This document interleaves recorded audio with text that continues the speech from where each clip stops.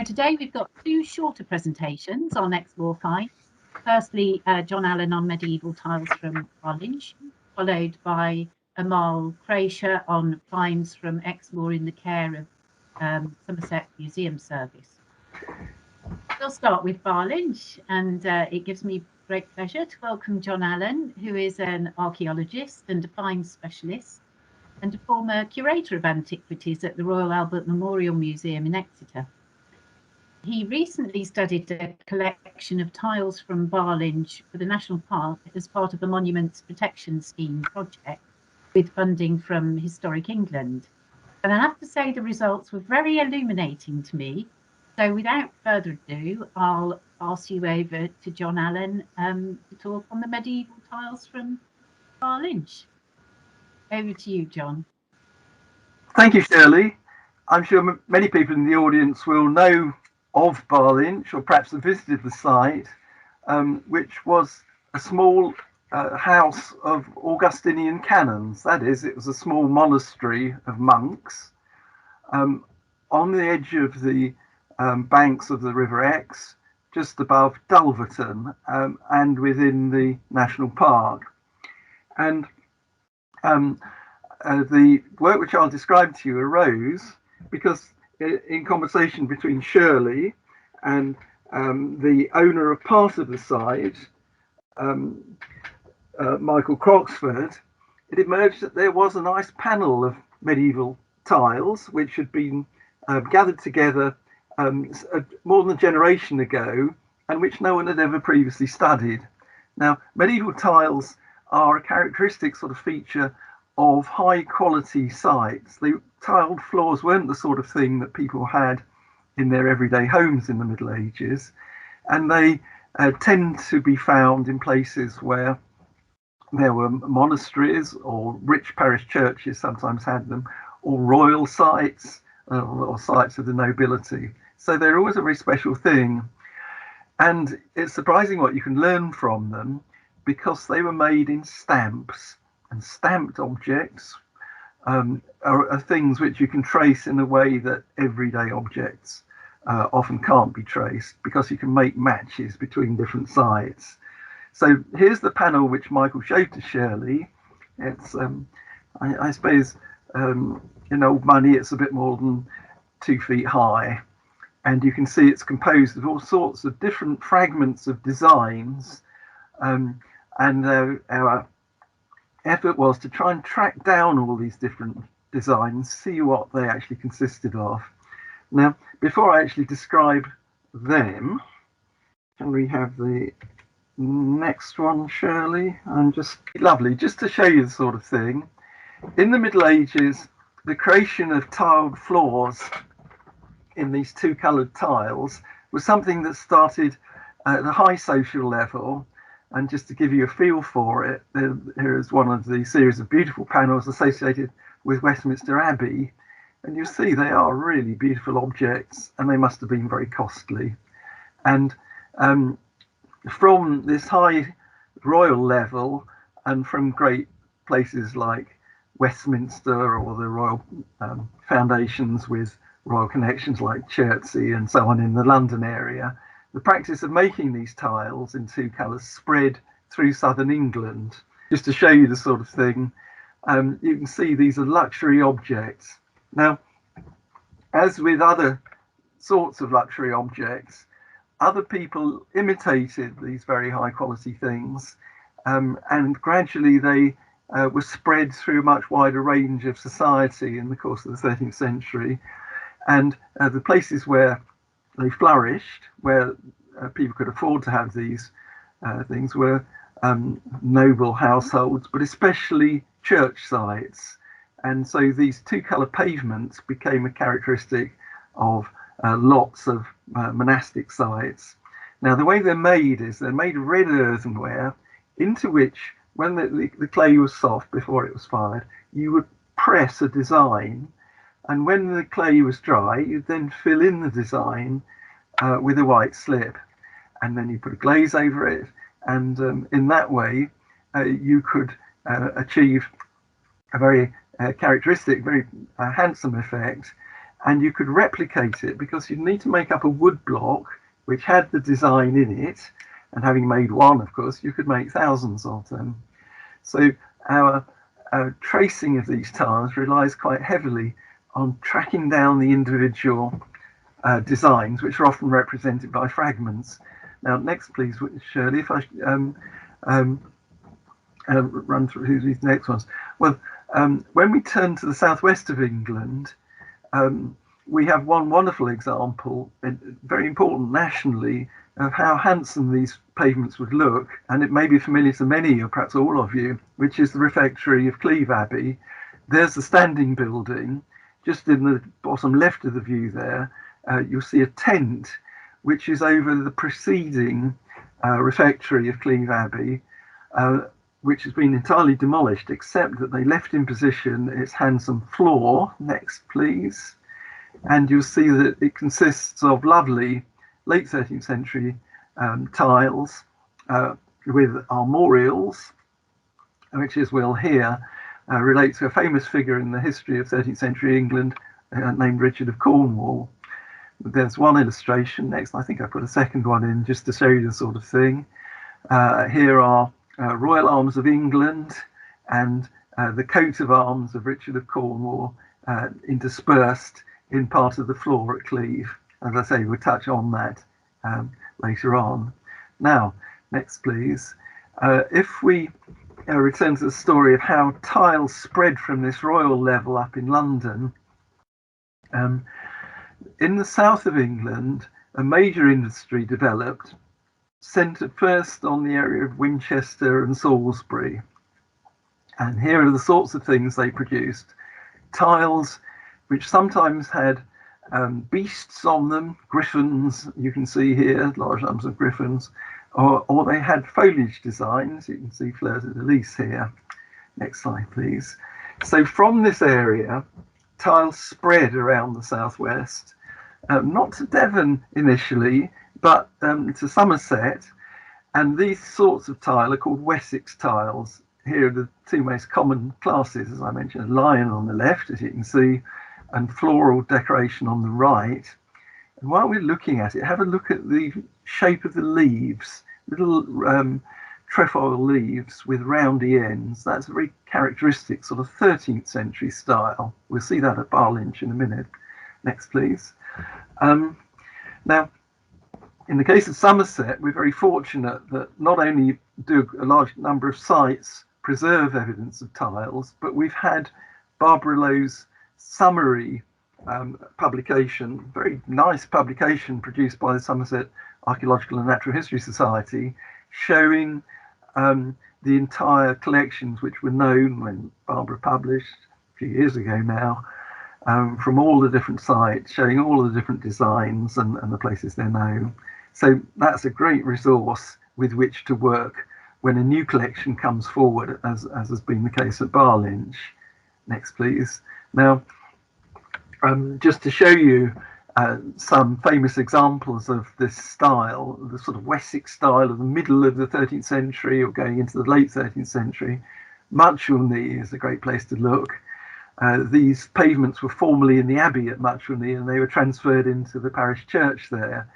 And again, can you see these are floral designs with that same style of leaf ornament? Next slide, please. And here's a second example where that kind of decoration is intermixed with other designs. And you'll see over on the left there, I don't know if my cursor shows on your screens, but just to the left of the circle, there is a little elephant. There's one to the right as well. And then a pair of birds below it. And we'll come on to these. Next, please, because we're going to see them too at Muchelney. Now, at the end of the 13th century, somewhere around 1280 or so, a new industry also developed in Devon, and this almost certainly was based in Exeter from the first. In the early days of building at the cathedral, which was undergoing reconstruction in the late 13th century, they used some of these Wessex designs, as you see here, in a pavement in one of the upper rooms at the cathedral. But in the years soon after that, they started their own production centre. So when we think about Barlynch, we're in a place which might have got its tiles from Exeter or might have got them from Somerset. Next slide, please. And in fact, I'll show you that they did both these things. Now, the Exeter industry kept going for about 50 years, as we understand things at the moment anyway, up to about 1330. And at the end of the time when it was operating, the church at Hackham, which is in the Tean Valley, Tean Estuary, roughly between Teignmouth and Newton Abbot, Hackham commissioned a pavement which still survives. Can you see that the designs are a bit more sloppy than they were in the early years? On the whole, the story of the tiles is that they were beautiful and very carefully made at first. And they're still beautiful, but rather more carelessly made as time went on. So you've seen that both in Devon and in Somerset, we know quite a lot of background about how the industry developed. And that's what allowed us to make more of the designs which arose at Barlynch. Next one, please. In the case of Exeter, we also have the advantage that a lot of excavations gone on in Exeter itself and surrounding areas, from which we have been able to derive these patterns, which you see illustrated here in a volume which I published with a number of co-authors about 40 years ago. Now, you've been looking mainly at complete pavements, but next, just to show you, of course, for every complete pavement, we know of medieval tiles from smashed examples. And here, the examples at Glastonbury Abbey, can you see a much more typical arrangement of things, lots and lots of bits. So that's normally how we find medieval tiles. Can you see we've got a whole series of bits and pieces from these different designs. Now the game is then to match them all up and see what this tells us. And in fact, what has emerged from this is that there are several different periods and sources of design. Now the earliest ones on our left there are two tiles that Amal dug out for us from the Somerset Museum collections, which were found not far from Barlynch some time ago and are stored at Taunton. And I think you can see, although they're a bit worn, that the top one is part of a design with a bird and a leaf beside it, and the lower one has got a diagonal bar running across it and has more leaves. And in fact, we can match the upper one to a bird design which actually turns up on a number of sites in Somerset. So in the earliest stage of tiling then, they were using tiles which have got these typical 13th century trefoil leaves, very characteristic leaves, and which have got designs which match up with things in Somerset. These clearly are Somerset products, but we don't know exactly where. But they're the sort of thing that we've seen at Marchilney and which we know in other places. Let me show you one place where there are good examples of this. This is Dunkeswell Abbey, just over the border in Devon. But in fact, the one place in Devon where there are lots of examples of this, the church you see there now is actually a Victorian rebuilding on the site of the abbey. But from that site, large numbers of fragments were recovered in the early 19th century, which are illustrated here. Can you see that over on our left here, bottom left, that design with the diagonal bar running through it is represented, and bottom right, our pair of birds. If I just show you fragments surviving at Dunkeswell now, the same designs. Top right this time you see the birds, and a bit lower down these same fragments. So what we can see here is that at Barlynch they had in the 13th century commissioned a pavement which was designed by people who were also providing other nearby abbeys and priories, but which was in Somerset. And the likely date for this is somewhere between about 1250 and about 1280, and it includes these very charming elephant and castle designs, as you can see on the right there.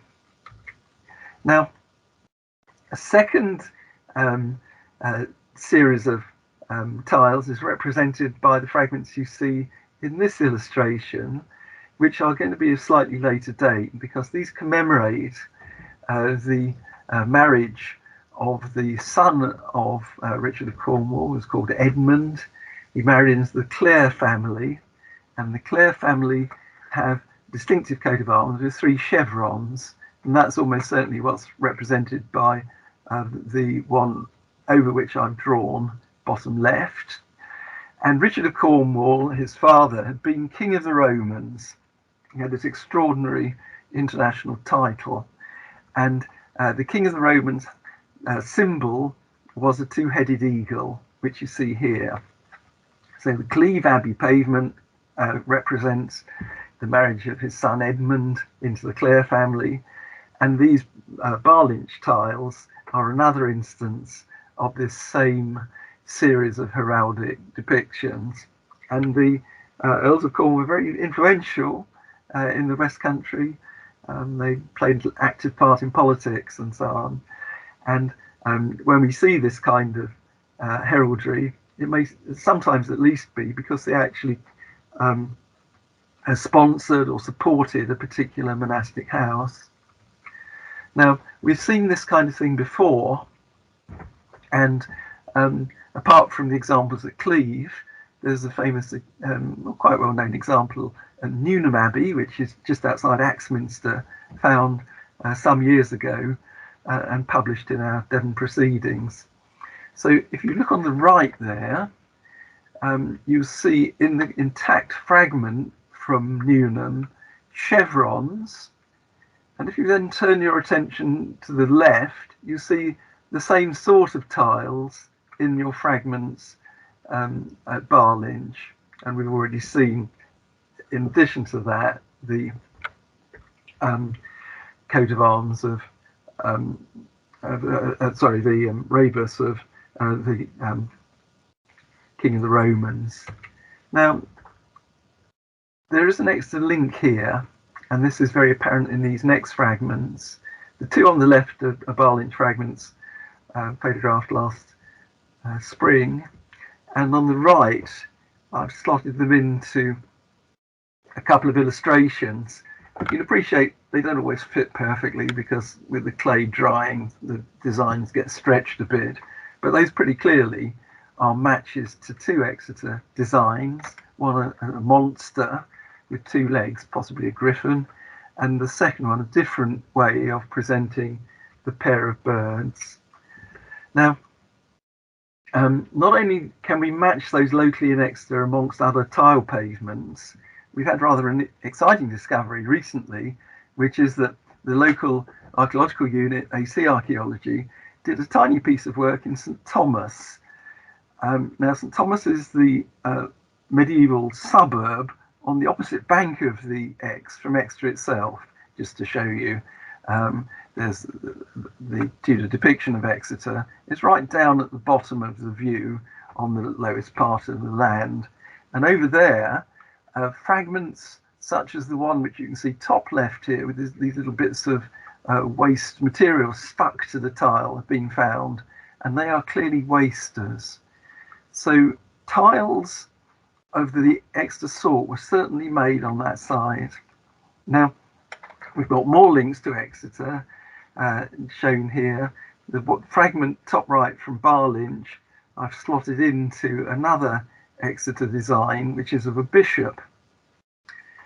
Now, I said that the Somerset tiles we were looking at probably date to the period 1250, 1280. These Exeter tiles are later, and there's a key document in establishing this, which is the payment for the tiles which were used to floor this area, which is the pulpitum of Exeter Cathedral, for which the tile payment survives in the cathedral fabric roll for 1324-5. So these are about 50 years later or more, later in date than the older Somerset pavement. And just to show you, in a moment we'll be looking up on the surviving pavement hidden out of public view behind these paintings. That's what it looks like, recently conserved, with its fresh lime mortar on it. Here are fragments of tile set in elaborate borders, and this particular design we don't have a match for, but we have very similar matches to other things at Barlynch which link us into the 1320s or thereabouts. Now, in addition to them, there is a third strand in tiles. So just to reiterate, we've got mid to late 13th century Somerset tiles, we've got early 14th century Exeter tiles, but there is a real rarity here, which is a tile with an inscription, and we struggle to read it. We can't read it at the moment, but it clearly is a name, and it is in black letter script. In other words, it's later in date than the things we've been talking about, and it belongs to one of a group of lettered inscriptions which are known from other places in West Somerset. And one of them was Glastonbury Abbey, where you see the fragment from Glastonbury.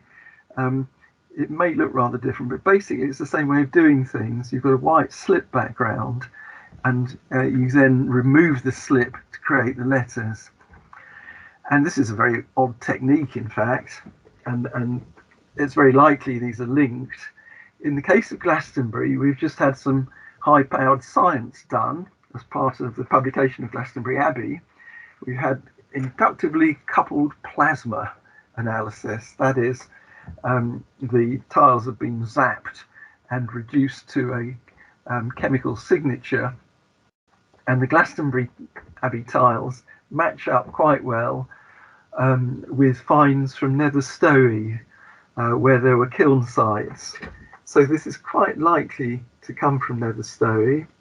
In fact, there's, short of our carrying out some more analytical work, there's a very good chance that that's the case.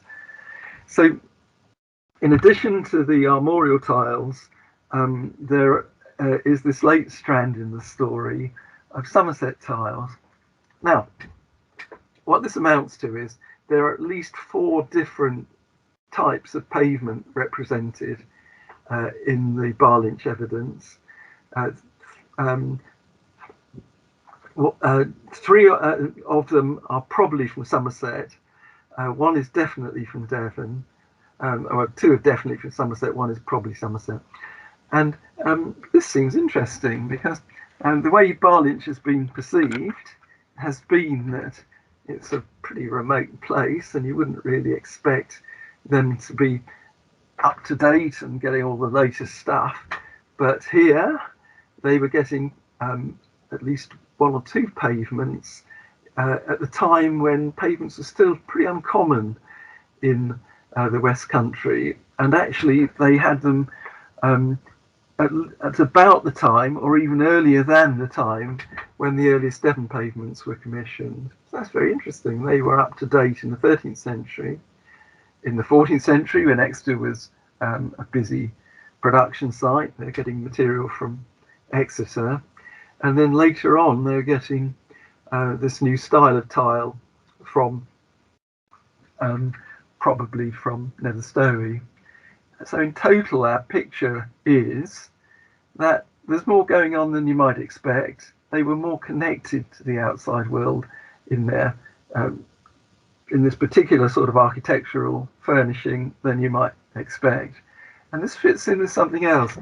About 15 years or more ago, Nicholas Orme published a school book from Barlynch, just a collection of jottings by somebody who was learning Latin.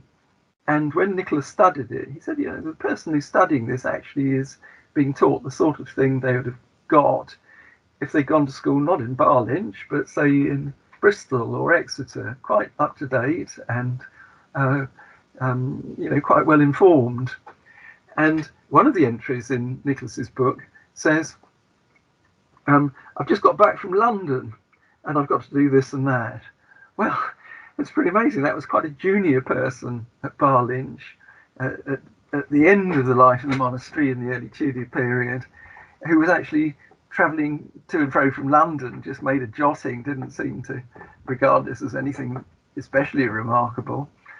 And so Nicholas' work and ours point in the same direction. Although Barlynch was a long way from big towns, it nevertheless was a place connected effectively to the outside world, which was aware of contemporary fashions and where people might not only just go to school but actually head off to London for a few days training in the period around 1500.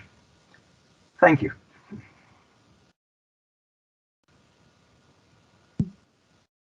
Thank you so much, John. That was really fascinating, absolutely fascinating. And again, it's reminded me of how much this study of the tiles really sort of started to change our ideas about Barlynch, really. And instead of being somewhere that was quite provincial and perhaps a bit backward, we realised it's really got some very fine details there, and would have been a pretty impressive, perhaps a small complex, but with some lovely features amongst it. So that was truly fascinating, and thank you very much indeed.